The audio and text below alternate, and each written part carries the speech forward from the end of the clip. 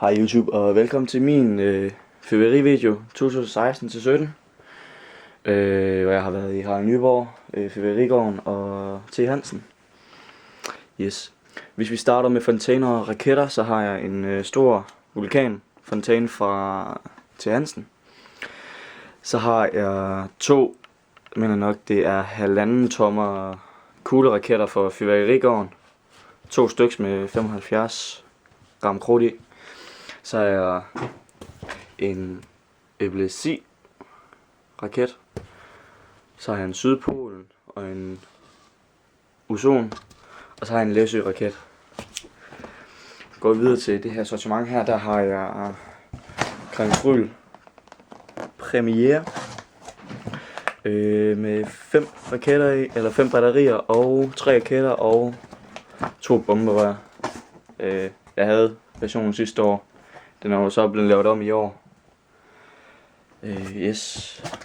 Så har jeg 10 festbomber fra Harald Nyborg. Så har jeg også Mandø kætter. Jeg synes de var pisse gode sidste år. Jeg havde selv et par, så jeg skulle have et par igen i år, helt sikkert. Så går vi over herover. Der har jeg 2 pakker Stevens Klint. En sikker vinder hvert år. Så har jeg også 10 pakker heksehyl i år fra Fyrværkerigården. 10 kasser for 50 kroner, det synes jeg skulle være meget billigt. Så for heksehyl, det er jo altid sjov. Har jeg også en pakke Thundershots 30 mm rør fra T. Hansen. Så har jeg Ghost-tårnet fra Harald Nyborg. 750 heksehylskud. Jeg havde det for 2 år siden, tror jeg nok. Og jeg fortryder absolut ingenting. Det var helt vildt sindssygt. Går vi over til mine batterier. Der har jeg et Pro 52 skuds guld batteri fra Fyrværkerigården.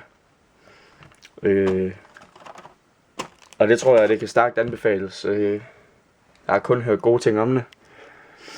Så har jeg et Pro 61 skuds trappebatteri fra Fyrværkerigården. Det ser også mega fedt ud på deres video. I kan gå ind og tjekke deres hjemmeside. Jeg bliver aldrig skuffet, når man køber derfra i hvert fald. Så har jeg 2 kviksand for 200 kroner i T. Hansen. En af deres tilbud. Så har jeg Orkan. Jeg har Ørken. Så har jeg 3 Dragon Fireworks batterier. Sådan små nogen til 40-12. Så har jeg skypumpe, meteorer og jordskælv. Og så har jeg 2 brag, hvis I kan se det selvfølgelig. Så har jeg også en lille Pro 25 skuds batteri, også fra Fyrværkerigården. Så har jeg mit andet store batteri her.